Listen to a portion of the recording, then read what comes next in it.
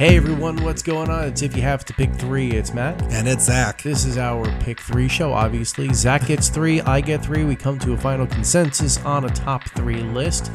This time, you click the picture. We're doing a band that I'm surprised we haven't done this for earlier. Yeah, you'd think we would have, huh? I do. That's why I just said that. Oh, I'm glad you said it again. Time and time again. Yeah, it's a little legendary group called Pink Floyd. Of course, they're one of the most well-known, iconic groups in rock. Not even classic rock, but just rock and music.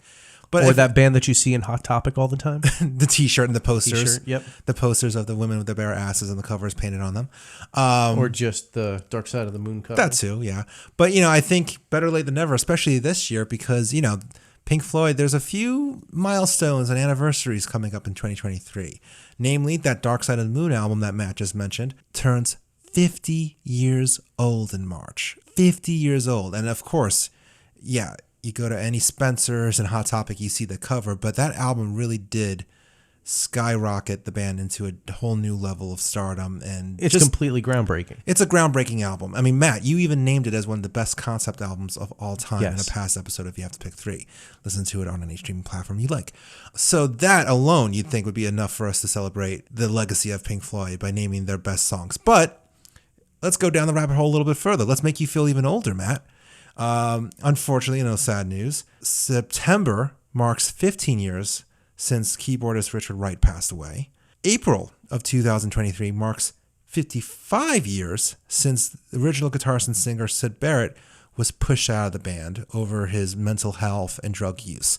And that's a really critical thing to call out when you talk about Pink Floyd history, as any diehard fan knows, because not only was Syd very influential in forming the band and getting the band off the ground, but even in his passing, they were all so close to him, even David Gilmour, who was an old schoolmate of his, that a lot of the music, years to follow his departure, was inspired by Syd, inspired by him not being there, essentially, in the state that he was currently in, or in at that moment. Mm-hmm. And we'll delve into that, I'm sure, when we share our three songs. But then, one also last thing, this year will mark 40 years since the band released The Final Cut, which marked their final album with Roger Waters. But yeah, just a few history facts for you, and why now, even though we probably should have done this many, many years ago, why now we decided to finally have the ultimate debate and battle over what are Pink Floyd's three best songs. And with that in mind, Matt, Zach, would you like to go first and share your three picks? Sure. I think I'll do that. Go for it, Matt. All right. So let's get the easy one out of the way first. Number one, Comfortably Numb. Where there's no debate needed in this. Off the wall. If you've never heard of this, have you really ever heard Pink Floyd? If you don't know what The Wall is, do you know who Pink Floyd is? I mean, there's nothing more I can say about Comfortably Numb. It's one of the best songs they've ever recorded. That's hence why it's on this episode. But the guitar solos and the work that David Gilmour does on here is absolutely incredible. The songwriting that Roger Waters did on here is incredible. There's just so many layers to The Wall that it's... you sometimes forget that this was like a soundtrack to a movie, and this was one of those moments that most other bands, and I've said this before, that it's hard to take a single of like a soundtrack, especially when it's like the whole movie, but you really forget that sometimes that this was part of that because it's so well done and it's a standalone killer track on its own. So for me, Comfortably Numb will always be synonymous with the best work that Pink Floyd has ever done. So I'll leave it at that. So that's number one. Number two is going to be off of Dark Side of the Moon. And there's so many things on Dark Side of the Moon that you can really take and say, okay, well, you can take two approaches with Dark Side of the Moon. Let's start with that it is a complete masterpiece of a work on its own, and you don't want to split it up because you lose something if you are listening to each track on its own. But if you've ever listened to the radio, you'll know that, well, that happens all the time. So, I mean, that argument doesn't really work for me all the time. But the second thing that can be said is that every song on here could be, the best of Pink Floyd. And I would agree, but I think one of the biggest standout tracks for Pink Floyd on here is Time. I love Time, and time again that I hear it, I don't get tired of it, which is more than I can say about a bunch of other songs. For example, on the last episode that we did for Def Leppard and Motley Crue in our 1983 episode, I talk about Def Leppard and how I'm completely sick and tired of hearing Def Leppard in any capacity. And, you know, you could pretty much fit most bands into that when you're talking about mainstream radio, including Pink Floyd. So the fact that I can hear Time or any of the other songs on here really again and again and again and not get tired of them, but also kind of pick out the different nuances in the songs, I think it speaks volumes to how great the song actually is. And for me, Time, I think, just gets more and more interesting every single time I hear it, no pun intended. I think that there's just something about the way that it was recorded and the way that the whole album was recorded that kind of leads to everybody finding little things here and there every time you go back and listen to it, and it really feels like something special. So we're going to say that as track number 2. And number 3, this one I'm going to make the controversial pick. A lot of people, I think, don't talk about the later day Pink Floyd. Whoa. Hot take alert. You know, we're not going as far as their latest release, and we're not going as far as the single that they released to support the Ukraine, but we're going to 1994 and we're going to the Division Bell, and we're talking the last track, High Hopes. Whoa. I really believe that this song could have been slotted on a lot of other, not 1970s Pink Floyd, but maybe just 80s Pink Floyd. I think this track could have fit into a number of albums, and I think it would have made those albums better. But for me, the Division Bell really is kind of like a hidden gem of an album for me. The Division Bell, what it really represents is something that is missing a lot from our society. While we do a lot of communicating, we don't communicate enough and we don't communicate effectively. And essentially that's a lot of what the themes on the Division Bell is all about. The lyrics in this song particularly start talking about the band and how, you know, they were before they started making music. It also references to their ex-bandmate Sid Barrett, talks about their gains and losses in life. So there is not as much of the communication aspect on this song as it is on the others, but there's a lot of callbacks to different things on here, and just the feelings and the production on this. It's almost like if you took Dark Side of the Moon and you bumped it up by 20 years and had better production on it. I'm not saying the Division Bell is a better version of Dark Side of the Moon. I'm saying that this track in particular kind of illustrates the better side of Pink Floyd's writing and musicianship. And if you took that and did that to all of Dark Side of the Moon and remastered it for like what the 90s was, I think it would have been huge again. Like if they did that, like a proper remaster of Dark Side of the Moon. I don't think they ever have. I could be wrong. Yeah. But I think that this track really kind of shows what Pink Floyd was capable of doing. I think that they were in like option paralysis at this point in time, because in doing a little bit of research for this, they really kind of were throwing everything out there like, you know, how can we make it better? How can we make it better? How can we make it better? And at some point they had to say, we got to stop because we got to go on tour. So with them consistently throwing out new ideas, I think that there was a lot of things that kind of hindered the Division Bell being better, where instead of they just, you know, if they just said from the start, look, we got to end by this date. I think they did that like part of the way through the process. But if they started from there and just said, okay, we got to stop at like the end of 1992 and take time to produce the album, market it, and get it ready to go, I think they would have been a lot better off from the start. But going back to the Dark Side of the Moon reference, I think that if Dark Side of the Moon had that proper remaster and made it sound a lot more crisp and a lot more clean and kind of cleaned up the production just a little bit. I'm not saying to redo the songs in any way, shape, or form, but just make it nice and clean. I think this is probably what you would come out with, something sounding like High Hopes.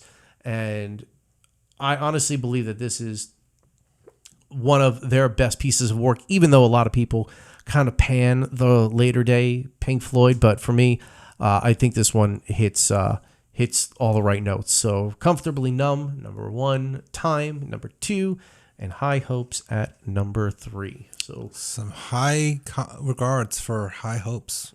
It really is one of my favorite tracks. Wow. And I'll give a little bit of a nod to another track on that album, because it really takes me back every time they do the Stephen Hawking voice. And whenever you hear that, it takes me back to Keep Talking on the Division Bell. I like that track too. It's not as good as High Hopes in my opinion, but it's still a really good track nonetheless. All right. Well, let me go into my 3, and then we'll get into some debates, or maybe even a compromise, my famous Zach compromise. All right. What do you got? So first, I'm going to go with my first pick that I know is going to piss you off, because in a past episode of If You Have to Pick 3, where we name the songs that are overplayed on the radio, you proudly said that this was one of the most overplayed songs on radio. I'm talking about The Happiest Days of Our Lives / Another Brick in the Wall Part 2. I am, yes, combining those songs, even though technically they're different tracks, not just because you're constantly hearing those 2 songs played together on the radio, to the point that if you thought it was the same song, you wouldn't be wrong. But it's just because The Happiest Days of Our Lives is such an incredibly epic intro. It's a beautiful, intense build-up, and those explosive drums. It's an amazing, just an iconic transition to "We Don't Need No Education." It just makes that song so epic and so bombastic. And it's ironic because it's definitely, you could argue, the worst representation of Pink Floyd. It is easily their catchiest song, which most fans know Pink Floyd is not known for catchy songs.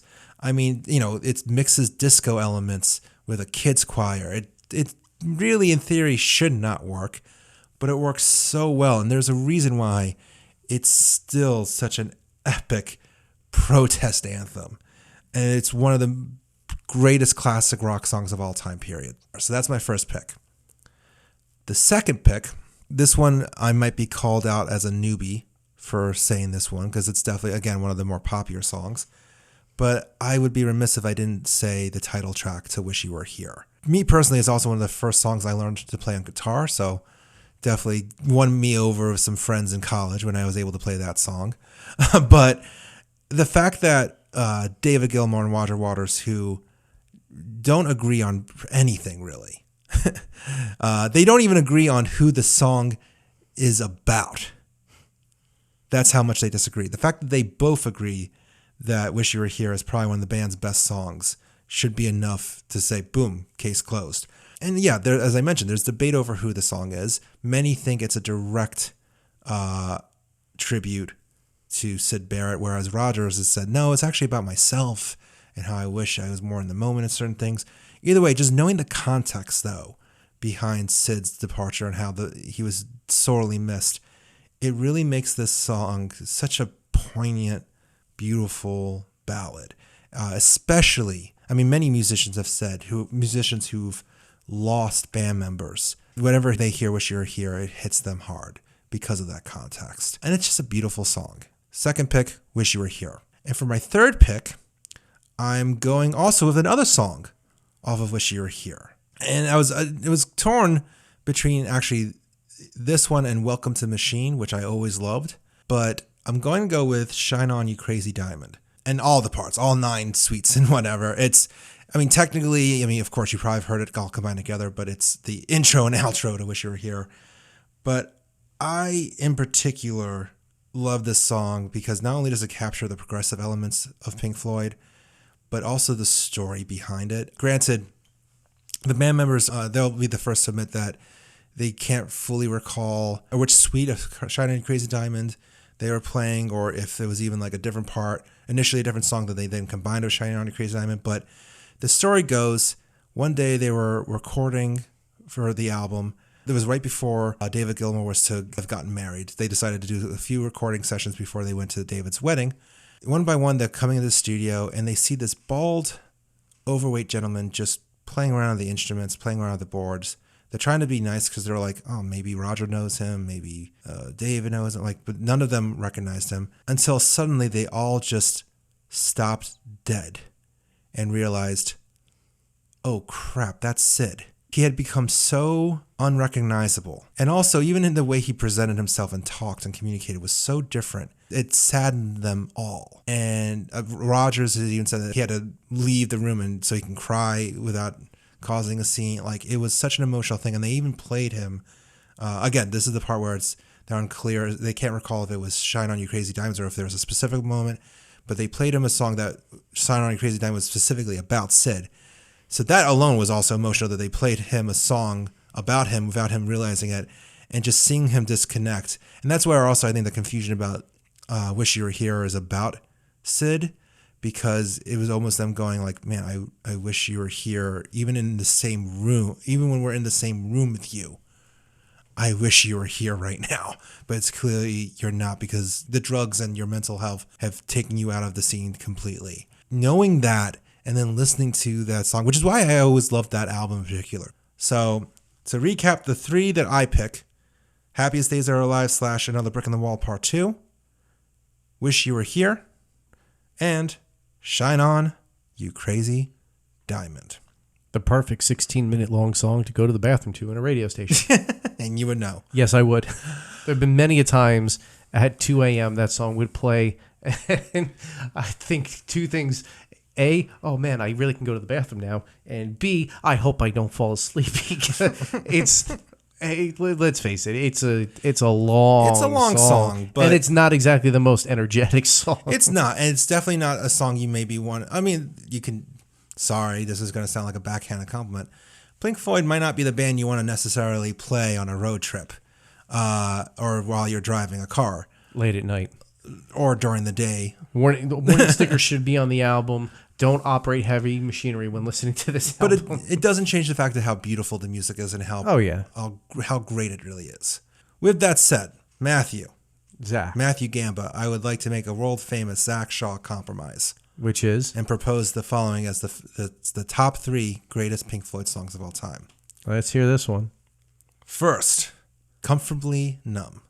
Okay. Because, and I'd like to give a little reasoning too, because not only is it one of David Gilmour's best pieces of work from a guitar perspective, and it, just a highlight of the album. I mean, even just that song, the live performance of that song is iconic, because if you recall, during the Wall tour, they actually constructed a whole actual wall on stage, and this was the only part of the show where they actually had David on top of the wall performing his parts of the song.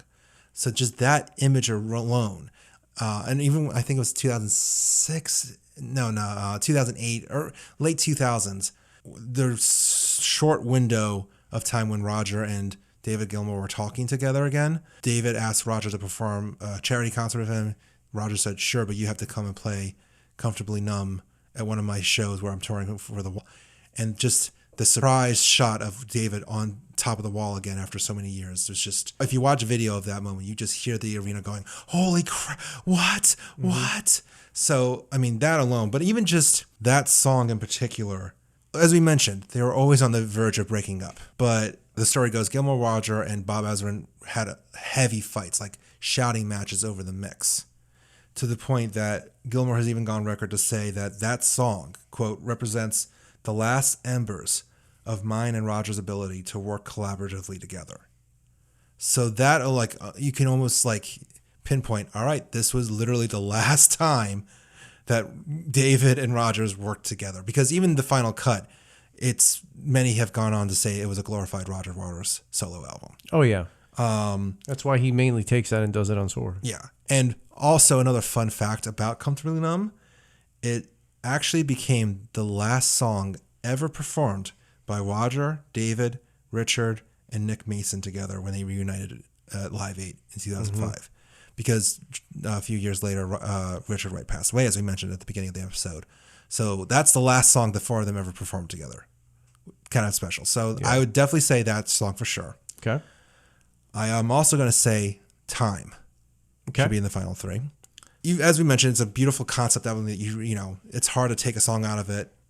Like, it should be played from start to finish. But if you were to say, hey, in a nutshell, tell me what Dark Side of the Moon sounds like, this song, Time, best captures what Dark Side of the Moon is in my mind. Yep. And another fun fact about that song, not only is it the only song on Dark Side of the Moon to credit all 4 principal members, so Roger, Nick, Richard, and David, but it's actually the last song to credit all 4 key members in the band's entire discography.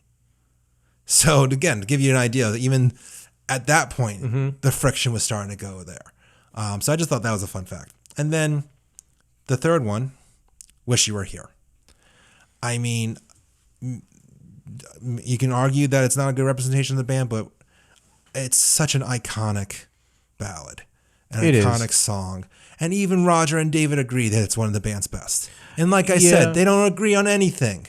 I think I can agree with you on this. They couldn't even agree on the linear notes for the remastered version of Animals. Well, like the one that was supposed to come out years ago that finally came out in 2022, the reissue of Animals, it got held up because of the freaking linear notes.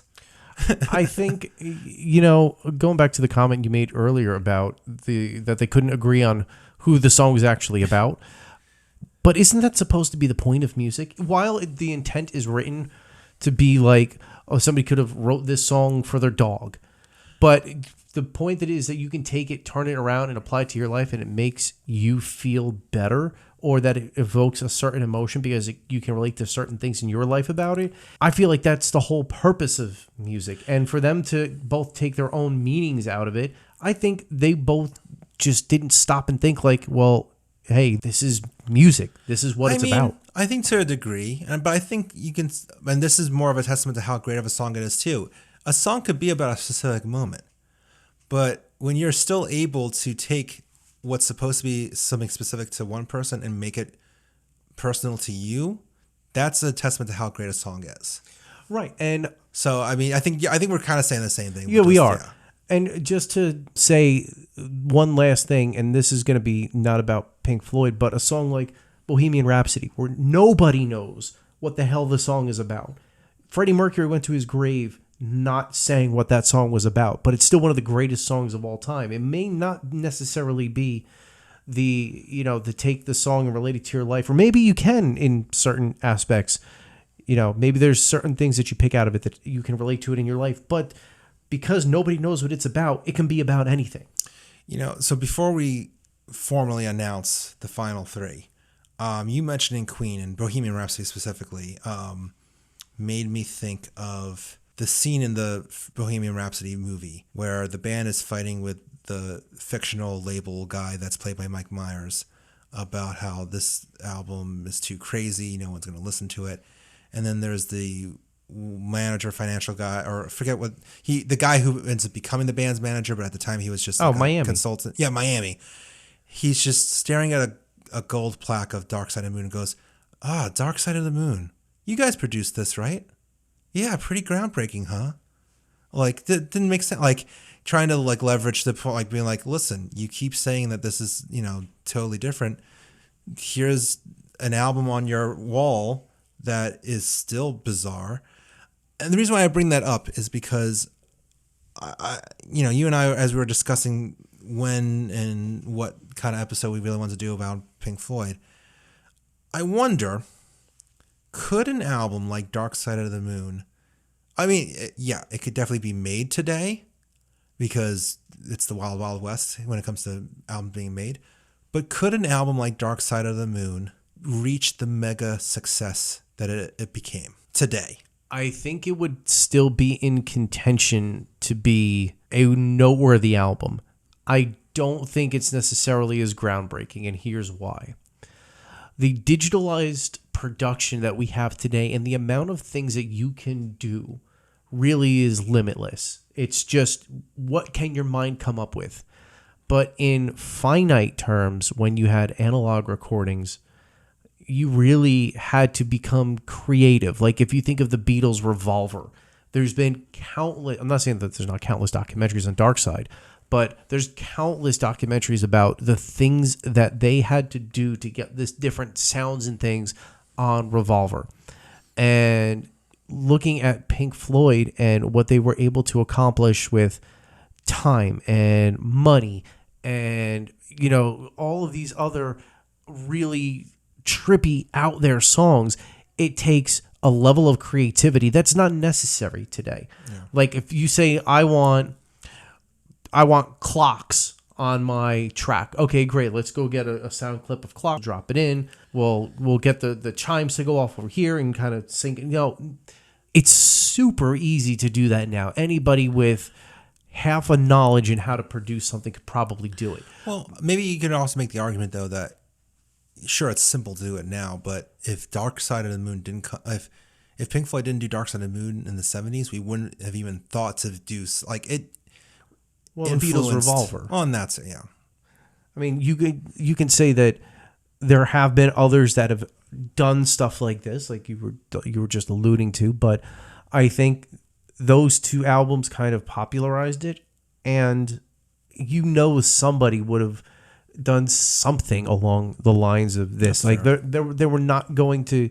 This was always going to be a thing. It was just when. Maybe it comes along a little bit later. Maybe if those two albums didn't pioneer it.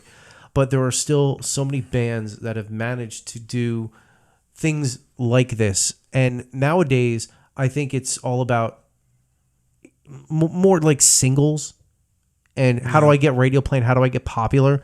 Rather than here's my artistic vision and here's the whole story I want to play out through sound. Yeah. Not many people take the time to do that. And if they put it out today, I think it'd still be noteworthy. I don't think it would be the over-the-top merchandising giant that Dark Side of the Moon is, with T-shirts and blankets and posters and bongs and things that it is now. My 2-year-old son would not have a Dark Side of the Moon T-shirt. Yes, correct. Which he does. Well, to recap then and to wrap things up, here are what we agree to be the 3 best songs by Pink Floyd. First, Comfortably Numb. Second, Time. And third, Wish You Were Here. Do you agree? Do you think Matt and I are bonkers that we lost our minds by slamming our heads against the wall? Or are we missing something? Are we just plain out ignorant? Let us know at Epic Footnote, Twitter, Instagram, Facebook. Comment, tell us that we're wrong, tell us that we're right. Stroke our egos, sure, go for it. Also subscribe to our YouTube channel to hear more episodes like this. And thank you to Lucky 13 Beard Co. Log on to lucky13beardco.com and make sure that while you're on the page, you check out all the products that they have, the beard bombs, the oils, everything that Ed and the guys have over there. They're all amazing, but we actually have our own beard oil with them. It's called the Lemmy. You're going to love the way you smell with this because it's everything that Lemmy was about. Bourbon, tobacco, cola, leather. It is so good. You're going to smell amazing. You're going to feel epic. And put anything in your cart and use the code EFP10 at checkout. That's EFP10. You're going to get 10% off of your entire order. Make sure that you head on over to lucky13beardco.com and get all of your beard bombs and oils from Ed and the guys at Lucky 13. Thanks so much for listening, and we hope you join us for another episode real soon. I can't wish that you were here because you were here. Thank you. Oh, that's actually a really tender moment.